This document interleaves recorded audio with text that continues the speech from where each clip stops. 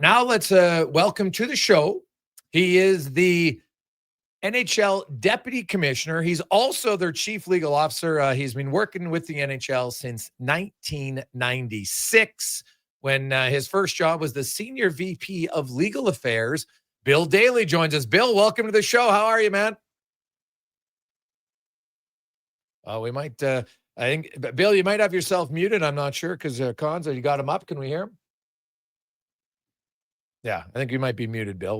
We'll figure that out in a second. And I can see you. I can see your mouth moving, but can't hear you. So we'll get that sorted out momentarily because we know he's there. He's connected. So well, Bill would tell you everybody in the NHL office was hope that my mouth would be moving and they wouldn't hear anything. It's really a sort of a reverse play on. In Bill's role, do you guys ever go tete-a-tete as an agent? Like not really. Is this good? Global stuff, and it's always good to have a relationship with people at the league office. They rely on us sometimes to do a little bit of reconnaissance of what's going on in our world and vice versa. But no, I mean, Bill's heavy lifting is done with Marty Walsh now. Right? Yeah. It's not really done. No, we don't have to do much. I think we got Bill now. Bill, can you hear us? Can we hear you? I can hear you guys. Perfect. Yeah, we can hear you now. We're rocking and rolling. Awesome. That's fantastic. Thank you. I'm lucky to have a star of our IT department up here helping me. Okay, perfect. Well, Bill, in the business of sport, it's kind of like what it is. We like to talk about the business of it. And we talk about all different roles in the National Hockey League because, well, everybody dreams to be a player as a kid. The reality is most of us can never get to the NHL. And before we get to your current role, I want to talk about just kind of your path when you got hired in 1996. Obviously, you went to law school. You graduated at Dartmouth in 1986. When you graduated, were you someone who wanted to be heavily involved in sports? Was that your plan? So I guess it was my hope. Okay. I was a crazy sports fan growing up. I played a whole bunch of different sports. I played collegiately college football for 4 years at Dartmouth. So I always had a passion for sports and wanted to end up there. But you don't always get what you want.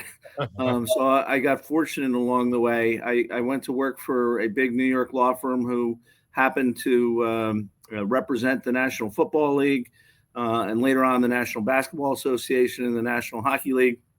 And I got myself onto those matters and developed relationships with people inside the league. And ultimately got the opportunity when my predecessor here at the National Hockey League, Jeffrey Pash, chose to take a job in the National Football League and actually just recently retired. But he was a mentor of mine. He's a couple years older than me. But when he left, I was interviewed to replace him, and I was fortunate enough to get the job. So that's how I got to the National Hockey League. So as the Senior VP of Legal Affairs, so those first few years, what was your main responsibility? It's a great question. I mean, one of the things I had to do right away, and it was a daunting task, was, I was an antitrust litigator or a competition law litigator in private practice. And at the time, in the mid 1990s, all the professional sports leagues' collective bargaining agreements were negotiated really as products of an antitrust litigation. So what would happen is the players and the unions would allow the collective bargaining agreement to expire, and then they'd sue under our competition laws in the United States for antitrust law violations for the continued imposition of the restraints that we had negotiated with the unions. Okay. Ultimately, that became passé in the sense that the Supreme Court of the United States ultimately ruled that as long as there's a collective bargaining relationship in existence and active, that everything that is done within the context of that labor relationship is immune from antitrust scrutiny. It can't be an antitrust. It can be a labor law violation, but it can't be an antitrust law violation. So I got out right in time because that was my niche in private practice. And the Supreme Court ruled in 1996, and I left for the National Hockey League later that year. So when I got here, I really had to learn a whole bunch of other kind of legal areas of the law, because when you're when you're operating a sports league, there's just so many different areas and boxes you really have to check. You have the good fortune, you have a very capable staff here that I inherited from Jeff, but also had the access to outside lawyers who were experts in the field, in whatever field we needed to be experts in. I will say, when I got to the National Hockey League, got thrown right into, we were finishing up an expansion process, the 4-team expansion in the end of the 90s, which added Columbus and Atlanta and Minnesota, and who am I missing? Nashville. So we finished up that process, and then we actually negotiated an extension to our collective agreement in conjunction with that expansion. And it was a collective agreement that wasn't working well for the league and its owners.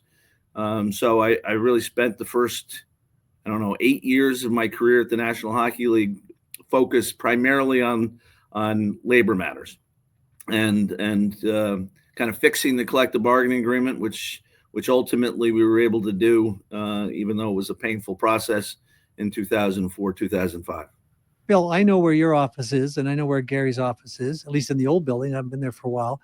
Tell us a little bit about your relationship with Gary Bettman, because I don't think people, we get him booed when they gives a cup away, but I don't think that people really realize his passion for the game, the work he puts in. What would surprise people about your relationship with Gary Bettman and the qualities that you see he brings to work every day? Well, one, he's an incredibly hard worker. 2, he's incredibly smart. 3, he's incredibly loyal. And 4, he has the right priorities. He obviously representing the league and representing the owners is a passion of his, and has been his professional career for over 30 years. But what's most important to him is his family, his wife of almost 50 years, I think. His children, his 3 children, and I think he has 9 grandchildren now. I know. That's a passion of his. And he always makes time, to the extent he can, to prioritize his relationships with them. So that's something I really admire. He's certainly been a mentor to me. And as I said, very, very loyal. So we've had a good relationship. We're not the same people by any Right. stretch. Very different. Yeah. Have different personalities, but I very mutually respectful personalities, and I've really enjoyed working with him, and I've learned a lot from him. And he's got a dry sense of humor, and he's pretty funny actually. I've spent a little bit of time with him over the years, and he's not shy to say what he thinks, as you know, and but he's got a pretty sharp wit, and he can be pretty funny at times. Well, a very sharp wit for sure. And I think, in particularly in recent years, I think the business has been successful. There's we've been growing. The game on the ice has never been better. I think he's very comfortable in the job he does every day. And I think, you're right. There was I think there's been a lot of misperceptions on Gary Bettman over 33 years. But I really believe, and this is true even in Canada, where I think most of the misperception originated. I think he's proven himself, and I think he's gotten past that to a large extent. And while people still love to boo him, they don't know why they're booing him. And I don't think it's even personal anymore. No, it started out as being personal. I don't think it's personal anymore. Although this year, I think he did pretty well. It wasn't bad this year. Gary almost likes it now. If you don't boo him, he's like, "What the hell is going on here?" It's kind of become it's like the guy in the visitor in your building. I mean, if you're booing the visitor in your building, he's probably done something right. Yeah, that's very true. Bill Daly joins us. So, Bill, now we move on to your current role. You're the deputy commissioner of the National Hockey League. So I'm assuming you got a lot of responsibilities. Can you kind of outline what is the deputy commissioner on a day-to-day, week-to-week basis? What are you overseeing? Well, I think the best part about my job is it changes from day to day. There's a lot of different things I'm responsible for. There's a lot of different projects I have ongoing at the same time. I mean, as a practical matter, I'm technically responsible for everything Gary's responsible for. And I think we divvy that up and allocate that pretty well. There are certain things that he's far more outward facing on than I am, and vice versa.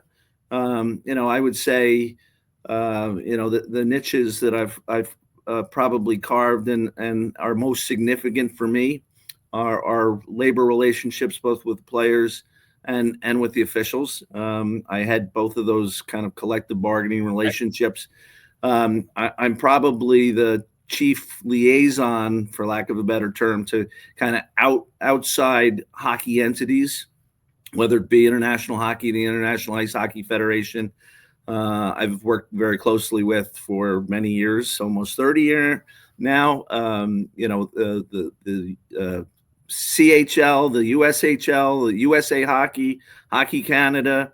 I sit on the the board of directors for the Hockey Hall of Fame. So there's a variety of outside relationships I manage. I manage our relationships with our coaches. I manage our relationships with our trainers. I manage our relationships with our doctors.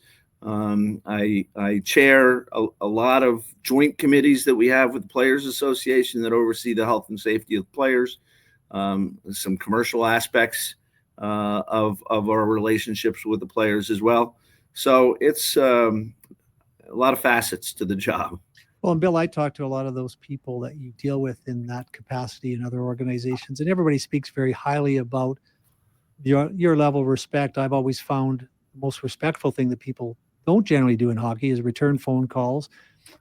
For young kids that are listening to this that have an aspiration, because like you and I weren't good enough to play, that may want, what do you think your strength is, and what advice would you give to a young man that's, like you were, like I was, looking at a career in sports off the ice or off the field? What's your strength, and what do you feel you've really learned that would be of value to, well, maybe some of us old guys too? So I kind of rephrase how I'm going to answer the question. I mean, I obviously get asked that question a lot, and it's very cliche-ish. But I really do go back to kind of hard work and the ethics of hard work. And I would add to that, if you're passionate about that work, then you do it better. So it's a combination of the effort itself, but also the quality of the effort. And so hard work and passion for your job, I think, are two key ingredients to being successful. Look, I'll be the first to admit, and I think it's probably true for most people who've gotten involved in sports and always wanted to work in sports, that you get a lot of breaks along the way. You have to get fortunate. You have to get bounces. And I've been very fortunate along the way to get a number of bounces that have gone my way. But I also like to think that you put yourself in a position to get those bounces by doing certain things and working hard. And I do think that's been something for me that's been very important. Well, and I think what you do well, and I think a lot of people do it, and Gary does it surprisingly well. I mean, I probably have less trouble getting a hold of Gary Bettman if I inclined to want to have a conversation with him than I would perhaps a general manager in the league. I think both of you have been very respectful, and I think when people see Gary from a distance, I think they'd be surprised about that. But I used to joke with players. You probably don't know this, Bill, but a number of times I would bring players to the NHL office, because when you're 55 at the time and kids like 22, what do you do in New York City outside of going for dinner? We'd go over to the NHL offices. I think it would surprise Gary. I would always tell the players, like, if Gary's in, how long do you think it'll take him to find us, right? And inevitably he would find out that Joe Vasicek and I were in the office, and he'd invite us in, and he'd make a little hay joking at my expense at times, and which I enjoyed. But he's very personable, and both of you have been. I think Gary's surprisingly respectful for people that don't know him, but I think that's something that young kids, and many general managers have to let hear. Bill, I can't tell you how many times I've had guys call me back and say, "Well, why didn't you tell me about? I didn't know Hasek was available. I didn't know this guy was available." And I would say, "Well, I called you twice, and usually don't call you just to talk about my dinner, like." And a lot of guys miss a lot of opportunities, but I can't imagine, Bill, that either you or Gary have missed much by not showing that level of respect, which I think is foundational, don't you think? I mean, I was taught that in a small town. I mean, you just respect people, you call them back, you treat them with respect, and I think that's something that's really important, and you do that well. I agree. I totally agree. And Rich, you haven't been in, hopefully you get to New York soon so you can come see our new offices because they're beautiful. And we do often hold court with players going through the New York area. We have I guess it's a player, it's kind of like a player orientation 101 where they come through the league office. They do a lot of media for us on the NHL network and some content preps. But then they, when we're available, they spend some time with Gary and I. We have really good, candid conversations. I think it's valuable for us. I know it's valuable for us. Hopefully they get a kick out of it too. It's in most situations now we're 3 times as old as the people we're talking to. I know. But that comes with age.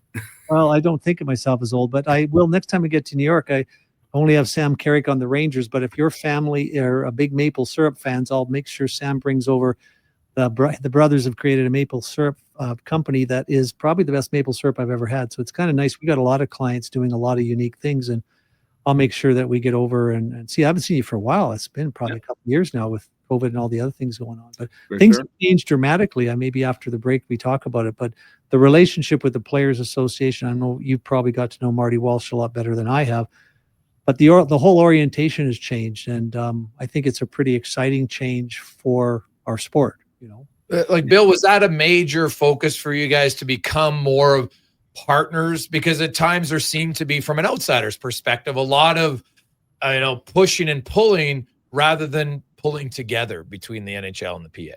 100%, and that it has been. You know what? In fairness to Gary, though, it was always an objective. We always wanted to build trust. We always wanted to build a relationship. For a period of time, we had a lot of resistance on the other side, and some would say, understandably so. So you have to break through those barriers, and I think Gary's done a remarkable job in doing that.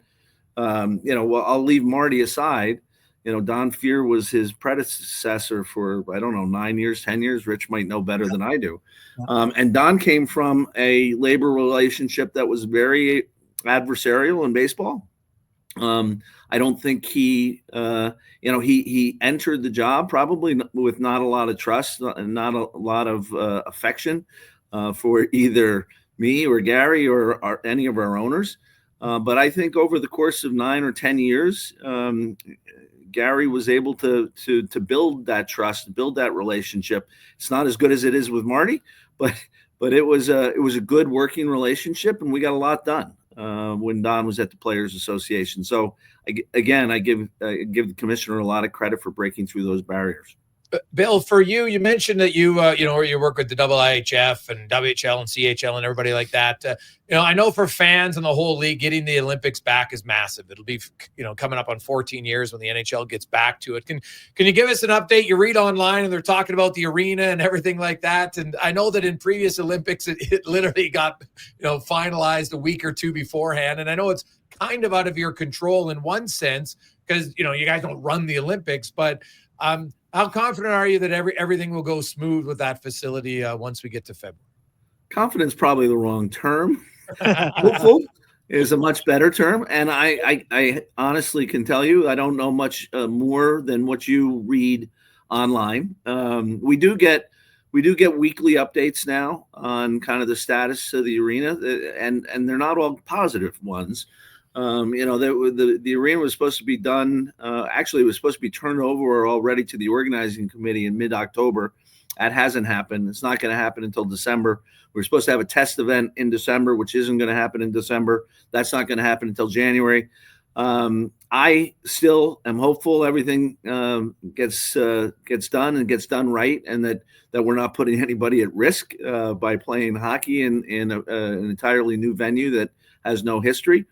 But I suppose when I look back at our experience in the Olympics, it's not that atypical to how these things go, and the IOC hasn't had any problems of significance in making these things work. So knock on wood.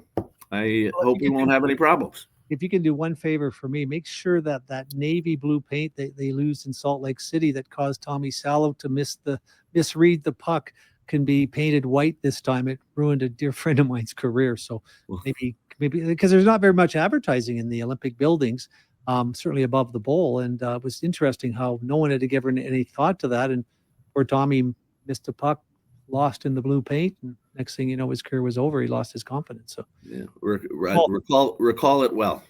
Yeah, that was tough. Bill, we're going to take a quick break. We'll come back. I got lots to discuss more about the NHL. Fascinating conversation with the Deputy Commissioner of the NHL, Bill Daly, here on Sports 1440, sports1440.ca. 4:34. Welcome back, Jason Gregor, Rich Winter, Bill Daly joins us. Of course, Bill is the Deputy Commissioner of the National Hockey League and joining us on the business of sports. And Bill, we want to get into kind of a lot of the stuff. We've got a lot of hockey fans listening. And the one I want to start with, because when I mentioned they were coming on, this seemed to be the hottest topic from fans. And I wanted to get, because I don't know the answer. So I wanted to talk. A lot of them are frustrated with all of the blackouts that are happening now because of streaming. Like I understand in Canada, Sportsnet is the national broadcaster. You have regional right TVs. They pay different. I understand how that works. The internet is totally different. It's kind of new. What do you say to those that are frustrated about all the online blackouts? And is there a solution or something that will come in the next agreement?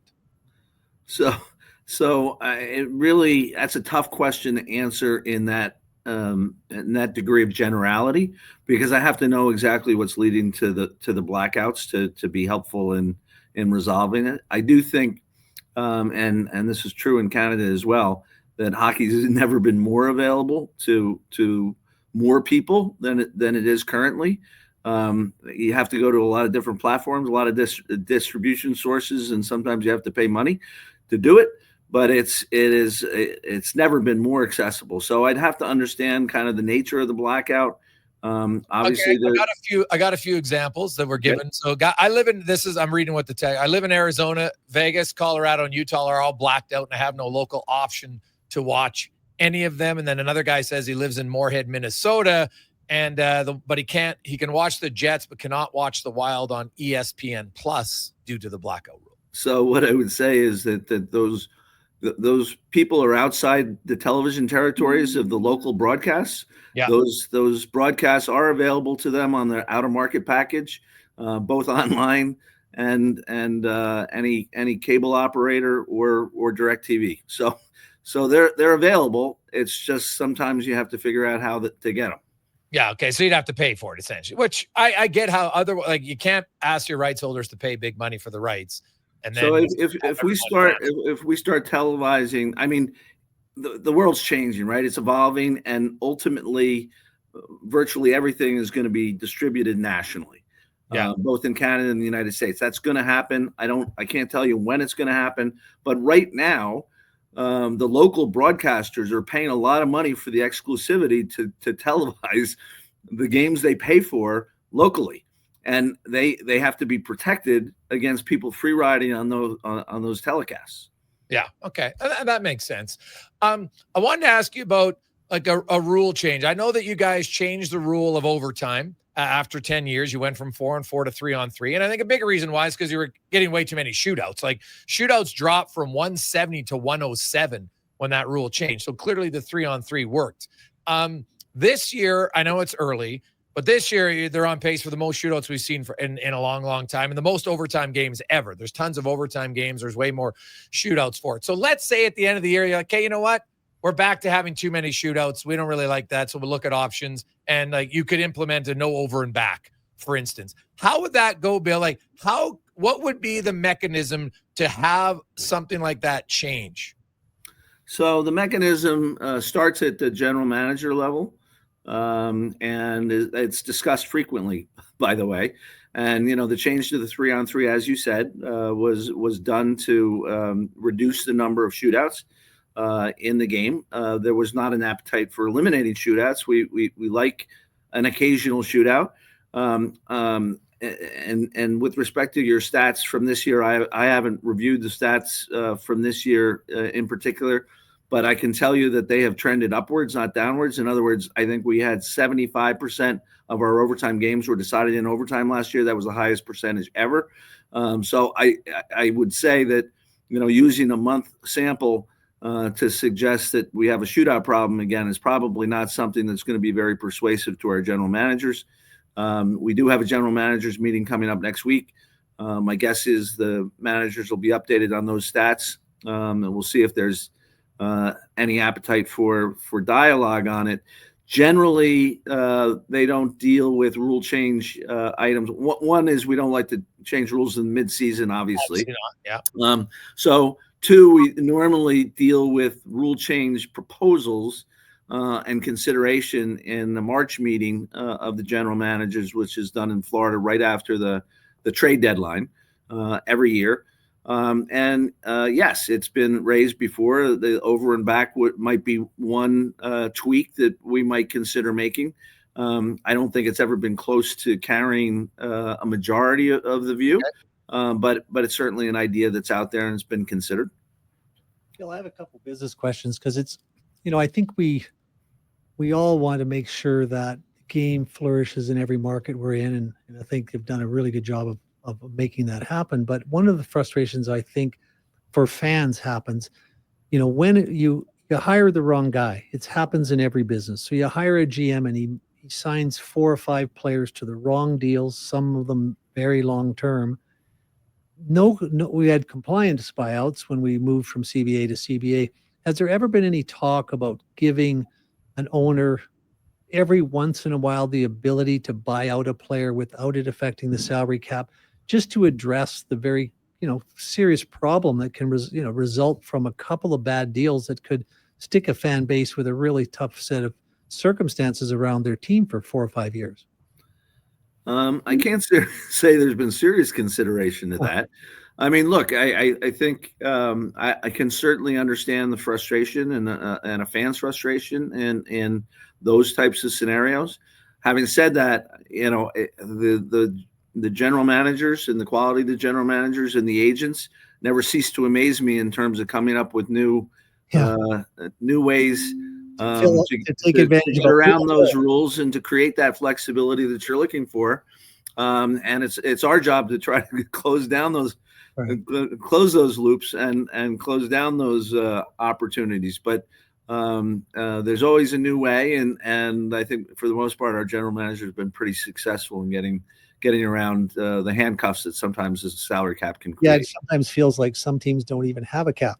That's another conversation, but that's another conversation for sure. The other thing that is sort of troubling up here in Canada is, given what's the thinking around the tax differential? I look at it now. I quite frankly don't think Canadian teams have much of a chance to win, simply because when you look at it, they're going to need a piece or two at the trade deadline generally to push them over the top.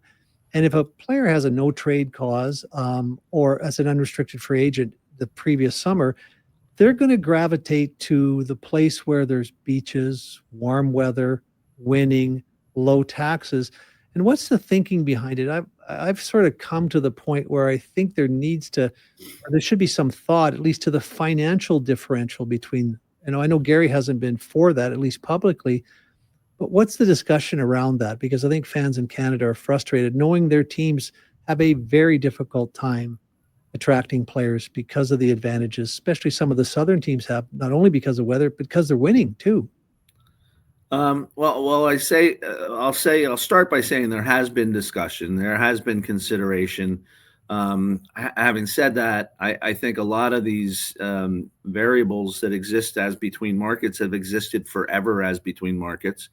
And as well as anybody, Rich, that players make decisions for lots of different reasons, and they're not necessarily all financial. A lot are family, a lot are education, a lot are weather conditions, a lot can have to do with anything. They can have to do with going back to their hometown, in which case the Canadians have a market advantage.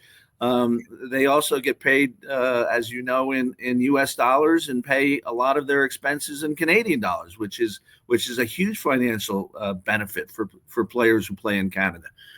So I think it's a tough argument to get your arms around. But I would say, I won't say most importantly, but very importantly, I'm not sure what a solution could be. I don't think you can have varying caps applying to various teams based on cost of living or a tax situation. It's just impossible to calibrate it that way. So I think the only thing that would make sense is maybe the tax calibration. But at the end of the day, you're probably more than aware of this as I am. There is a thing called a retirement compensation arrangement. So players, especially American players, they can actually structure their financial affairs so their effective after-tax burden isn't 50 plus like it would be in Ontario. It's only 25. But there's some requirements and where you're going to live after to take advantage of that. But so there is some advantages. But yeah, it's a hard one because I do think we're disadvantaged. I think a lot of people don't think, Bill, and this comes into play way more than people think.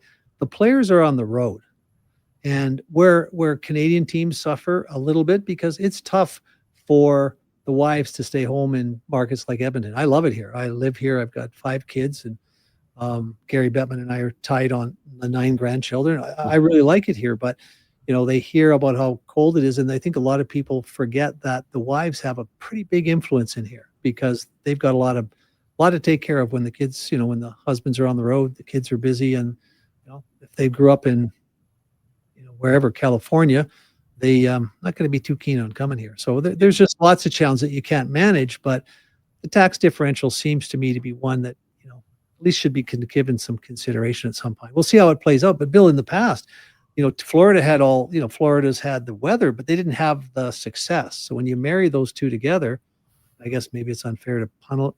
And that's why I'd also point to the fact that we've had a successful team in Las Vegas, a successful team in Tampa, and a successful team in Florida, and all of a sudden we have a problem. Well, that's where the problem came from. Yeah, I wonder what which is first, the chicken or the egg. Yeah, it's a difficult one, but it is one that at this time in the league, I mean, Canadian teams generally are going to be very hard pressed to compete against those teams. Now they probably can compete against many of the other teams, so it's not league wide, but it's a challenge to build a winner here. But you did see it. I know, like Connor's a perfect example here in Edmonton. His wife's got businesses in town. I mean, and think about it. He's lived his entire adult life in Edmonton. Yeah, but I think sometimes, Rich, people forget Connor McDavid lives in Canada. He's a Canadian. He gets paid in American money. So, it's 12.5. That's like 18 million. Yeah. So if you look at after tax, he's still taking home as much but as I don't he would think in that others. matters. But I don't think it gets talked about enough that that's an element that actually benefits the Canadian teams. Maybe. I don't think it's as big a deal because the expenditures going out aren't anywhere near as big as these big contracts. But at the end of the day, Bill's right when there's family reasons. And right now, Lauren and Connor McDavid are completely embedded in the community. She's got a number of businesses. They've got all their friends here, and he truly loves his teammates. And one thing people forget about Bill, I was with the head Calvin Pickard we went out for lunch the other day, and he was telling me that he apologized for being late because they ran to work. Right? These guys live so close together in Edmonton. There may be from I can figure, maybe outside of Derek Ryan. Last year, these players live about 5 minutes from each other. They're spending time together. They're bonded together. They got up because traffic's tough on Stony Plain Road, and Connor, Darnell Nurse, and Calvin ran to work. Like, it's just a great environment, and that's to some degree a competitive advantage. If you get guys here, getting them here is a challenge. But there's lots to like. The players that are here love it. Getting them here is a little more of a challenge. And I realize they have good players, but the fact that Edmonton went 7 games in the Stanley Cup Finals 2 years ago and 6 games last year, it gives me a little pause in concluding that Canadian teams are disadvantaged. Yeah, they just can't win the cup. You got to win the lottery, Bill. You got to win the lottery. Yeah. You got to win the lottery. Well, they've done that a number of times. I've helped. Well, I do want. Now, it's funny you mentioned that because I know lots of Edmontonians know exactly where they were when you pulled over the gold card in 2015, and having been through it at all, like.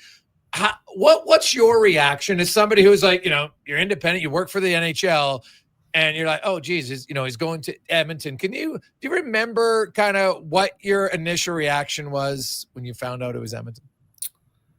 No, because I mean, I guess with my league hat on, and and how long I've been here, I really don't distinguish between markets all that much. I really don't. I mean, honestly. I'm always happy for the team that wins. Edmonton at the time was in a long stretch of not making the playoffs, and this was a key to reversal of their fortunes.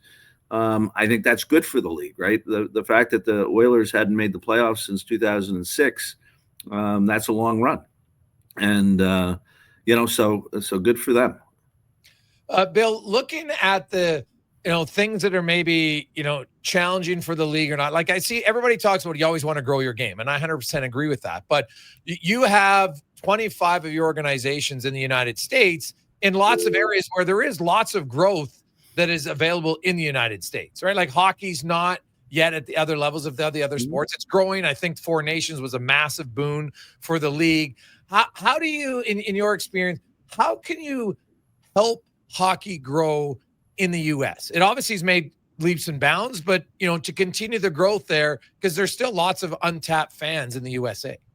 I think there are. I mean, obviously, we want to promote participation at the grassroots level and sticks in hands as many as possible.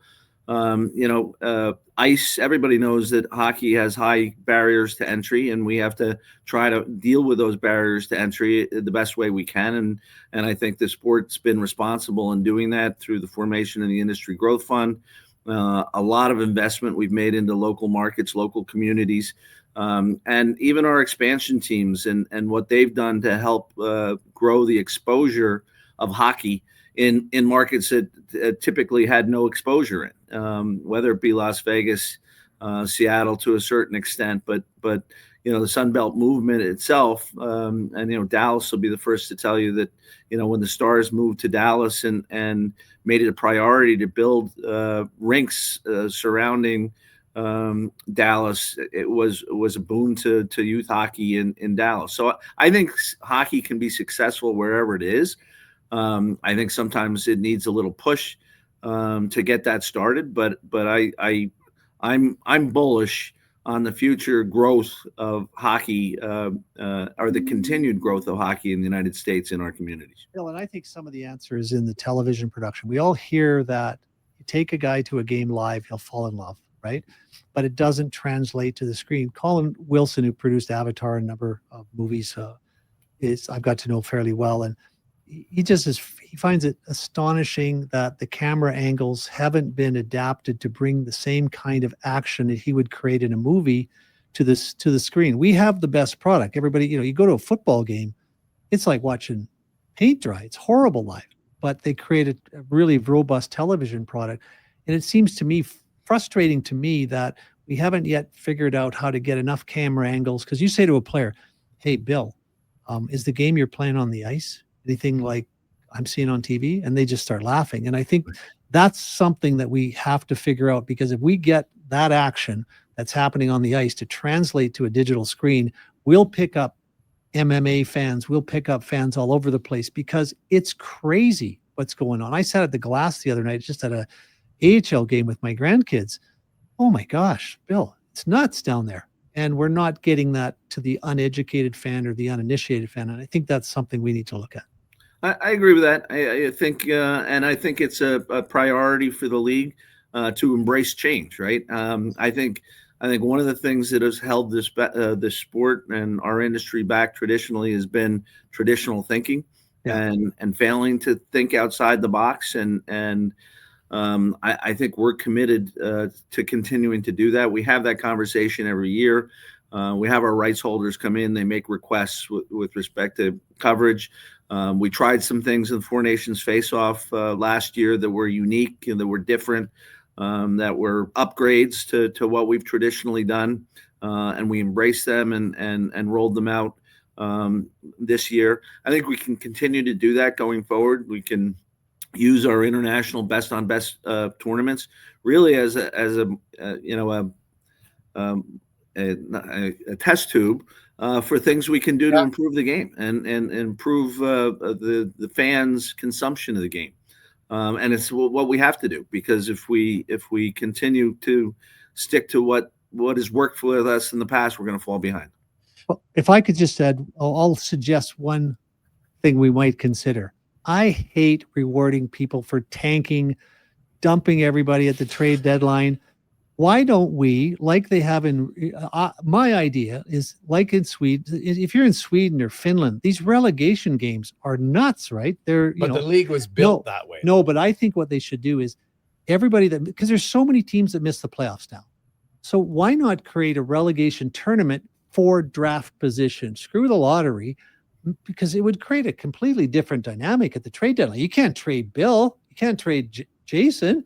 Like, we're going to be in for the first pick overall, right? Like, I just think that would create tons more games, incredible excitement in local markets that don't make the playoffs. Make them, let them, if they're bad, fine, they miss the playoffs, but don't reward them for completely being incompetent. I think there's something there, Bill, that, would create a ton of excitement, tons of extra games, tons of extra content.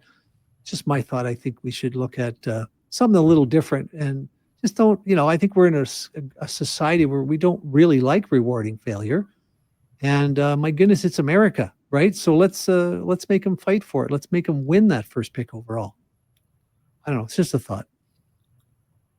Well, I'm guessing that would be a tough sell. Plus, the Islanders, they were actually close to being a playoff team, and then they won the lottery and got Schaefer. So right. And you didn't reward the worst one. I just like the idea of trying to think differently and creating a level of excitement at that time. You watch those relegation games. If you're in Sweden for a relegation game, holy smoke! Yeah, I agree. Now we're not relegating. No. I'm just thinking we should create a little bit of maybe it's just draft pick position moves a little bit, but you would create an incredible amount of excitement around for teams that, like Bill mentioned. What is it? 10, 15 years the Oilers are out of the playoffs, man. Like, there would have been at least a little excitement around in May, which we didn't have. No. Now, Bill, you're coming up on 30 years in the National Hockey League. What has been the biggest change that you think you've seen that we're like, no, I'm not talking like front of the scenes, that a lot of us would say, okay, we've expanded, there's way more teams now, and the salary cap, we know all those ones. But has there been something in the business side behind that has been surprising or eye-opening to you, and how the business has evolved in 30 years? Well, I'd like Rich's view on that too, because I think games become a lot more professional, and I think at all levels, it's become a much bigger business. I think there's more professionalism and more skill at all positions within the game. I think most importantly, I think that's true at the ownership level as well. I think we have professional owners now. We have professional owners with the right motives in terms of why they're owning their franchises and what they're trying to accomplish for their communities and for their valuations. Quite frankly, when we make decisions now about expansion, it's not about how much can we charge for the franchise. It's, are we making the league better? Are we growing the value of the overall business proposition for the people who have invested in the business proposition? So I think the game has become far more professional than when I just started. Well, and I would add to that, Bill, because I think the salary cap, as much as I'd like to see more flexibility in it from my perspective, what it's done is it's changed the relationships between agents and general managers. Way less contentious. Arbitrations helped as well, because we just get that resolved by a third party. But when a general manager used to say to me, look, we don't have any more than $1 million. We knew that wasn't true. We know that if we held out long enough that we were getting our money. Now it's created an environment where there's not that tension. I still remember David Poyle flying across the country to sit in my office when Peter Bondra and Michael Pavonka were holding out years ago.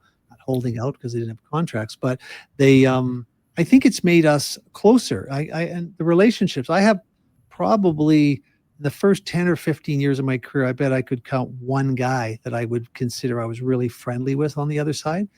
But now I would think, for the most part, there's probably 25, 30 that I get along very well, because our conversations aren't battles anymore, because the table's been laid to a large degree in negotiations by the salary cap. So that change has been interesting to me, and I think it's just made it more enjoyable too.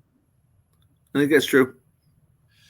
Bill, before I let you go, I have one simple question about something that has irked me for a long time, and I know it's because other leagues can do it. And here's the thing: hopefully, I'm not to blame for it. No. But I think you could fix it. When I walk into the Oilers dressing room and any other visiting team, right on the board it'll say puck drop 7:38, 7:43, whatever the puck drop is for that day, which is fine. But MLB and MFL, they put it on their sites, the exact time kickoff is or first pitch. It might be 1:07, it might be 2:20, but it's right there. The NHL still says 6 o'clock, 7:30, whatever. And we know that's not close. Is there any way to have it? Because the teams clearly know when the puck drop is, to have that publicly. You're pointing out something that has not been brought to my attention as a complaint before. So I'm going to have to look into it. I do think we have standard timing procedures that, absent a reason to alter, which is sometimes national broadcast, but for local broadcast where, puck drop is 7:07 or 7:37, it's pretty standard. But on your website, it says if we're not publishing that, then maybe we should. Yeah. No, it's very simple. But on your web, because if I go to MLB, it'll say 1:07. So I know exactly when the first pitch is. And I get that that's broadcast time. But now with all the sports networks, lots of them are doing pregame shows 35 minutes before the puck drop, right? So I just thought it'd be a small little detail that people know, hey, puck drop tonight, 7:45. Not 7:30, 7:40. I have a favorite ask, Bill. Do not tell Gary that I gave him a couple of compliments here today, because I don't need the harassment that is coming the next time I see him. I won't. Bill, Let's see if it gets back to him from another source. Oh yeah, Bill, we and appreciate that might happen because Gary's pretty good at getting into the crevices. He does know what's going on for sure. Yeah. Well, we really appreciate this, Bill, so much. Generous for your time. Continued success, and hopefully everything goes as smooth when you knocked on wood at the upcoming arena for the Olympics. Thank you, guys. Appreciate it. Thanks for having me. For your friendship, I appreciate knowing you over the years. It's same here, Rich. Thanks, Bill. There you go. That is Bill Daly, the Deputy Commissioner for the National Hockey League. I'll dare to dream. Now we got it on his plate. Oh, there you go. I'll be following up the next time I see Bill. Bill, you can't tell me you don't know about it now, because it's a very simple thing. It's small, and I know because I'm telling you why. There's no reason. The NFL, 11 o'clock, some are 2:15, some are 2:20. It's fine. I don't care what the time is. Well, the only answer to that might be, from a business standpoint, there's one more commercial and they want people watching it, right? That could be the issue. And if that's the case, that makes some sense. But I'll say this: anybody who watches the NFL games that start at 2:15 doesn't seem to. They're the most successful league in North America. Doesn't seem to be bothering them, right? MLB does it. 1:07. They might not need the extra commercial.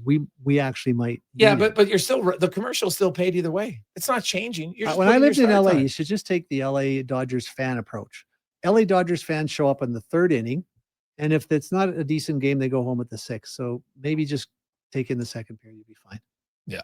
No, it's I just think it's a small little detail that's annoying as hell. Like, there's games sometimes 7:30. It's 7:52. Do you know what the NBA should do? The game. The tip off is at 7:05. They should say the game starts at 9:20. Because there's nothing happening there until about the fourth quarter. Yeah, well, it was, hey, people could say a lot of things. I don't like every sport's different. They got different things. It's not like the NHL is perfect. We can get into a few of the things in the NHL. Like, I like lots about the NHL. I like lots about sports, but we should have start time. We got to have a show next month. The not perfect. We should really focus on that, because there's really a lot of things they could change. Well, we could say commissioner. We could do a business of sport commissioner for the day. There you go. And look at the NHL. And okay, Rich, you get your 15 minutes to present. I'm just trying to decide which of my agent colleagues I want to invite on to be the commissioner, so that I don't have to take that heat. Yes. Well, you just be like, this is what I want to change. Been in the league a long time. Been around the league a long time. I think we could have interaction from the listeners. Something we could do very simply is, if you got to be the commissioner, what are some, and they have to be realistic. Like, what's a realistic change? Because I know we have lots of people saying, well, I want to be able to watch all the games. But I understand why, when you look at it from a business, why they're not going to be. But I don't understand why we're producing, like what Colin Wilson said to me. He said, look, Rich, I'm watching this game. It's not like he's British. He'd never seen a hockey game. He's going, these guys are traveling at twice the speed a man could run. Well, I They're agree. allowed TV to, doesn't make the no, game. they're look as allowed to fast. hit each other. They're wearing blades on their feet. This is the most excitement I've seen in a team sport. And why are you shooting it with a camera on a 4-story balcony there? It's just so obvious. Yes. He says, give me 40 cameras. Let me position them. Let me work on it. And that excitement that you're seeing in row one, Rich, when you sat at that AHL game, it'll be in the living room. So when that young girl, 17 years old, who's a sports fan, walks across her TV after immigrating from Mexico, she's going, oh my goodness, Dad, look at this. And we're just missing a huge opportunity because we're not giving the platform that the guys have earned by playing at the level they are to display it in a way that people can digest it. Makes no sense to me. I agree with that one wholeheartedly. And you can charge for every man. How many kids do we know if there was a Connor McDavid cam and a Leon Draisaitl cam, a shootout cam from both sides? How many kids would just pay an extra $5 to? Well, the kids would. How many parents would? That's the question. Well, they're buying hockey equipment. So if the kid's asking for an extra $5 to watch Connor McDavid cam for one game, I don't think it's an issue. Yeah. Well, but if it's 80 games, now that's 400 bones. Right. So you have to manage that as a parent. You got 4 games this year, son. You pick them. Yeah.